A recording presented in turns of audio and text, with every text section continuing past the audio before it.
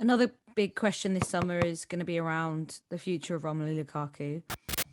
Is he going to leave after just one season back, or is he going to try and stick around and see if he can improve the situation, to see if Thomas Tuchel can improve his game and in this Chelsea side? Are the new owners potentially going to want to sell the asset and cash it in? I mean, yeah, what have you heard, and what do you think the future holds?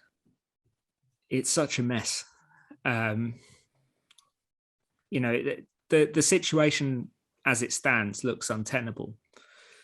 Lukaku is a terrible fit with this Chelsea team, with Tuchel's system.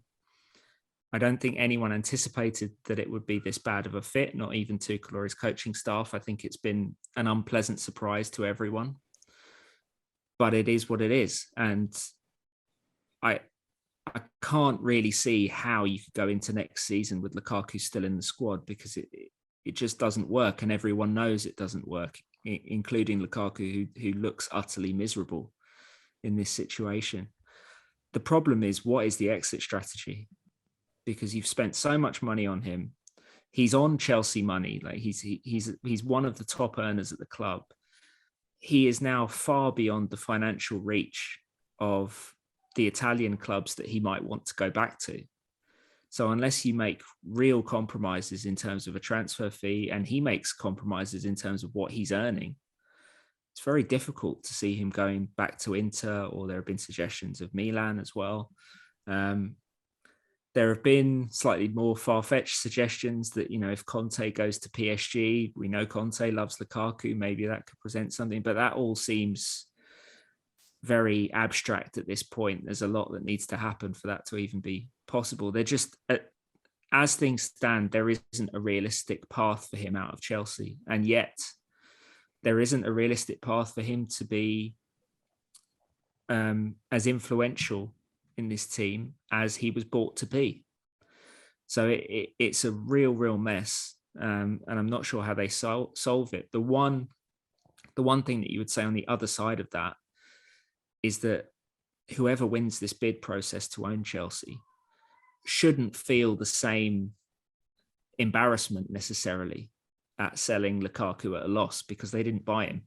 They can just say, we're cleaning up the last regime's mess. And any money is essentially good money for a dead asset, right? They would take it because they want some money to work with. And even though they're obviously going to be a wealthy ownership group anyway, but it gives them something to work with. But at the same time, who is going to be interested in even a bargain level Lukaku? I mean, someone must be, but I've got a theory. I've got a path. What's the path? Newcastle. Well, yeah. Statement signing, big money, striker. I think he actually would suit the way they play at the moment as well. Yeah. I think players and agents everywhere will be calling Newcastle, offering their out of favour, highly paid stars.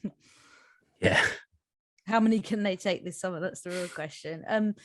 Liam, before we let you go as well, give us an update on the ownership situation. Obviously, it really could date very quickly if something is announced in the next day or so. But every time I log onto Twitter, I see a different ownership group. Obviously, we had the news of Lewis Hamilton and Serena Williams joining one of the interested parties. So what is the latest?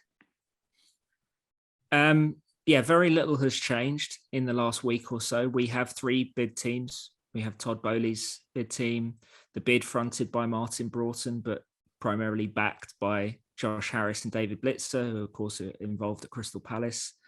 And the bid team headed by Steve Pagliuca and Larry Tannenbaum, who have kind of been the most silent bidders for Chelsea, who've only really come to the fore quite recently, and we're beginning to learn more about them.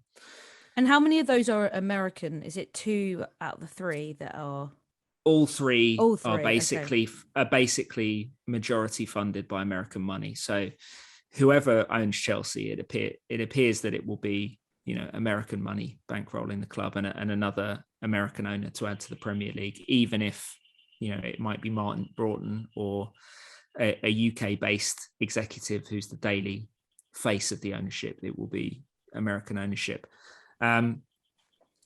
with the biggest of caveats, obviously, that things could change very quickly. The time frame that we have at the moment is that Rain remain committed to trying to choose a preferred bidder by the end of April to take to the UK government.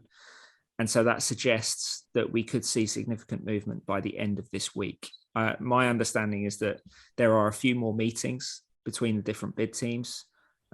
We think the major players are flying to London over the next few days to meet with fan groups and to meet with other key stakeholders.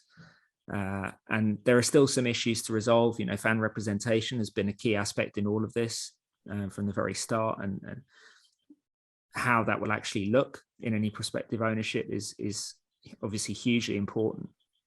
But also, what is the structure going to look like? Because, you know, it's not going to be Todd Bowley, it's not going to be Steve Pagliuca, it's not going to be Josh Harris or David Blitzer, who are going to be in London every day as owners of Chelsea. So who will be the new Bruce Buck, or will it be Bruce Buck? We don't know.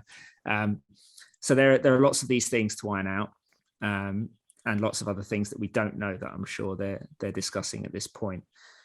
So you're going to be glued to Flight Tracker this week, then, keeping an eye on various private jets. Is that the plan?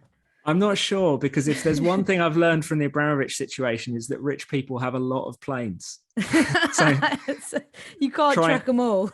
Trying to track where they are at any given time is a dangerous game.